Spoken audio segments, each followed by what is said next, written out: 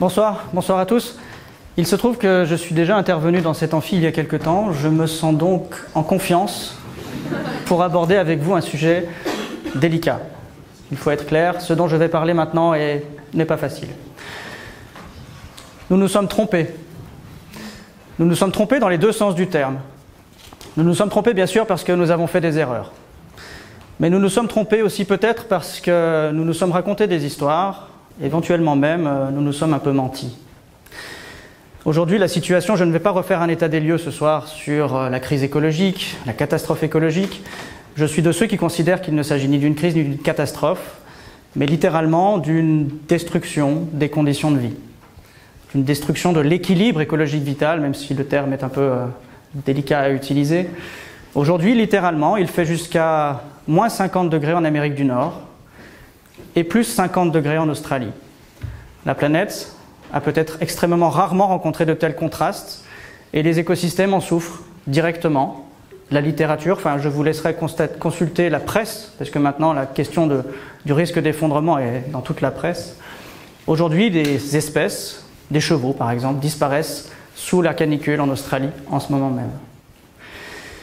Ce que je voudrais ce soir, c'est nous faire réfléchir à notre position d'êtres humains dans cette perspective écologique pour le moins inquiétante.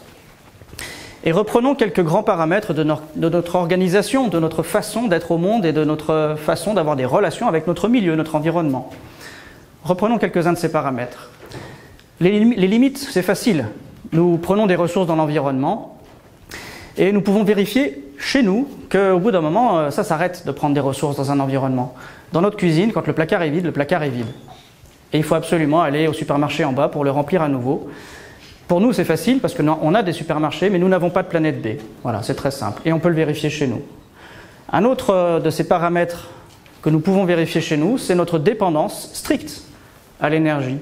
Nos sociétés très complexes qui nous rendent beaucoup de services, qui nous permettent une santé plutôt très bonne, un service de soins très bon, consomment beaucoup d'énergie.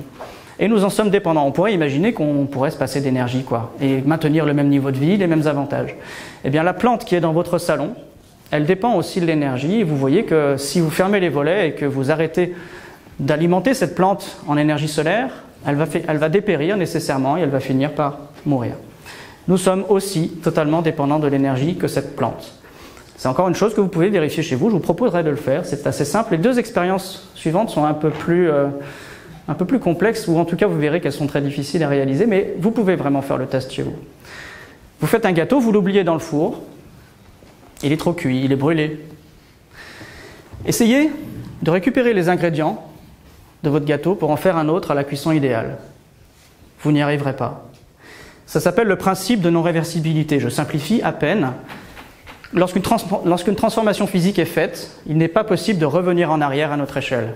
Nous ne pouvons pas réparer, pour revenir à l'écologie, les écosystèmes que nous avons détruits. C'est impossible, c'est hors de notre portée. Les espèces qui ont disparu, elles ont disparu. Et vous pouvez vérifier chez vous le principe de non-réversibilité. Une autre expérience, vous partez en vacances, vous allez à la mer et vous vous garez juste derrière la plage, derrière les dunes. Et l'expérience que je vous propose, c'est de prendre le seau que vous aviez apporté pour permettre aux enfants de faire des châteaux de sable. Et vous allez chercher le sable de la dune, vous remplissez votre seau et l'expérience consiste en jeter tout le sable sur le parking où vous vous êtes garé. Et vous allez essayer de récupérer le sable pour re-remplir le seau. Et vous allez constater immédiatement que ça vous prendra un temps beaucoup plus long que de prendre le sable et de le jeter, que ça va vous prendre une énergie infiniment plus grande qu'il vous aura fallu pour remplir le seau et le jeter, et qu'en plus vous ne pourrez jamais récupérer tous les grains de sable. Cette expérience toute simple que vous pouvez tous faire, c'est l'entropie, là encore, que je simplifie à peine. Et l'entropie, elle nous contraint dans notre relation à l'environnement, parce qu'elle nous empêche, par exemple, d'aller chercher les perturbateurs endocriniens, qui sont maintenant, on le sait, un petit peu partout dans notre propre chaîne alimentaire.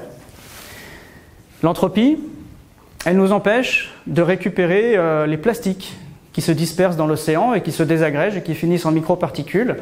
Les récupérer, ça impliquerait de passer une énergie beaucoup plus grande qu'il nous a fallu pour les fabriquer. C'est une impossibilité physique. Dernier point, plus critique encore, puisque j'ai parlé de réchauffement climatique au début, le CO2 que nous émettons dans l'atmosphère, lorsqu'il y est, l'entropie nous interdit de le récupérer, à moins de dépenser plus d'énergie qu'il nous aura fallu pour émettre ces molécules de CO2. Alors ces principes-là, ce sont de grandes contraintes physiques qui sont parfaitement vérifiables, qui sont vérifiées, les scientifiques les connaissent bien. Ce que je vous propose aujourd'hui, c'est de les réintégrer dans notre réflexion pour comprendre où nous allons. Vous êtes la jeune génération, vous êtes celle qui constate les dégâts, qui découvre les dégâts, qui découvre qu'ils sont vraiment importants. Et vous êtes celle aussi qui va devoir, plus que moi et plus que les générations précédentes, accueillir et gérer ce nouveau monde dans lequel nous allons vivre, ce monde très différent dans lequel nous allons vivre. Et je vous propose, si vous le voulez bien, ensemble, que nous réfléchissions à faire une pause, là. Parce que le développement durable, la transition énergétique, la transition écologique, tout ça, ça ne marche pas. On voit bien que les résultats ne sont pas là. Je vous propose de faire une pause, de regarder un petit peu ce que nous faisons de côté, et je vous propose pourquoi pas de réfléchir à un moratoire scientifique et politique sur l'écologie.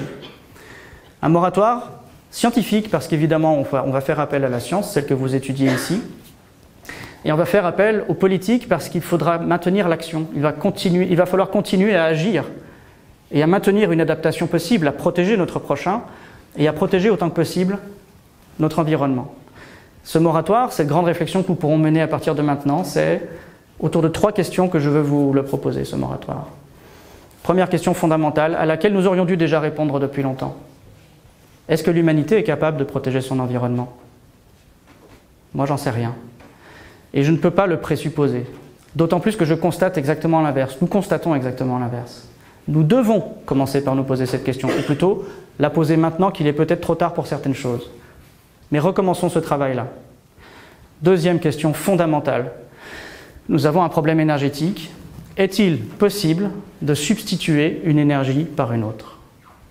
Aujourd'hui, on ne le sait pas, et l'histoire montre exactement le contraire. Lorsque le nucléaire est arrivé, lorsque les énergies renouvelables sont arrivées, elles se sont strictement additionnées aux autres modes de production d'énergie, sans aucune soustraction. Et dans l'ensemble, nous avons juste consommé beaucoup plus d'énergie. Autre question, troisième question, elle aussi fondamentale et vraiment subtile et pénible même, je dirais.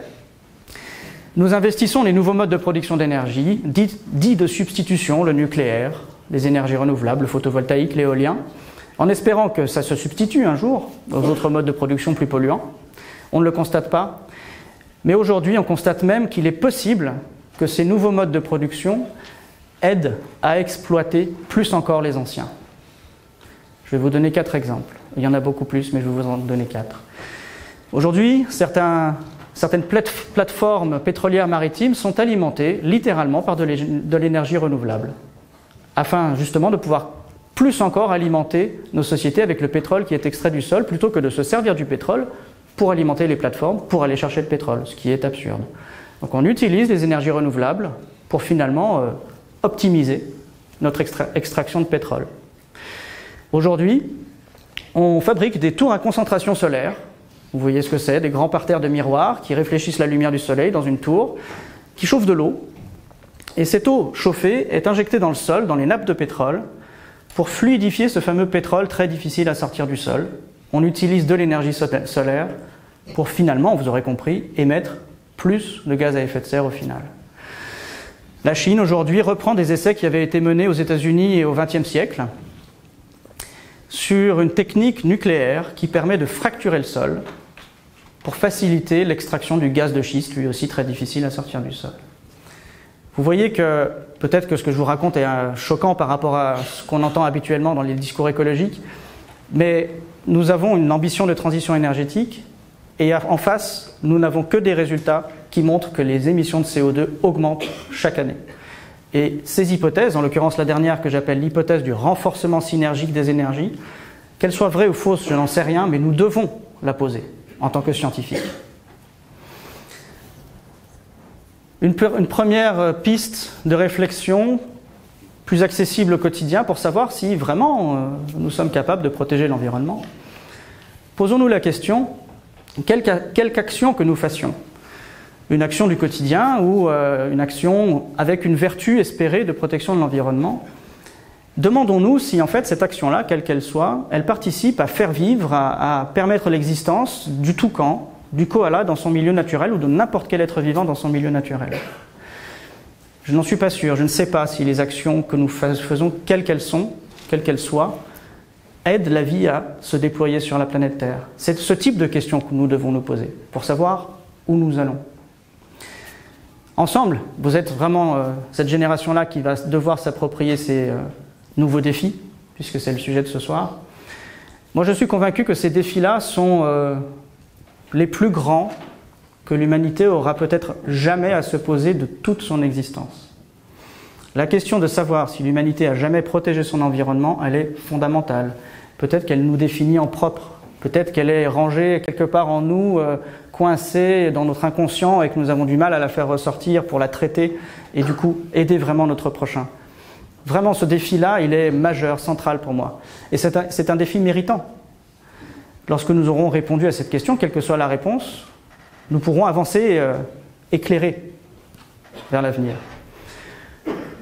Ce défi-là, c'est pour moi bien plus important que de retourner sur la Lune ou d'aller sur Mars, très sincèrement. C'est l'avenir de notre humanité et de toute la vie sur la planète qui se joue.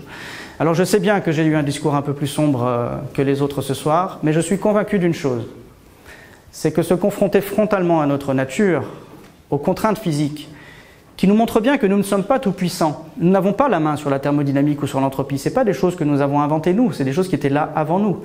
Nous ne sommes pas Dieu. Il y a des paramètres de l'existence que nous ne maîtrisons pas.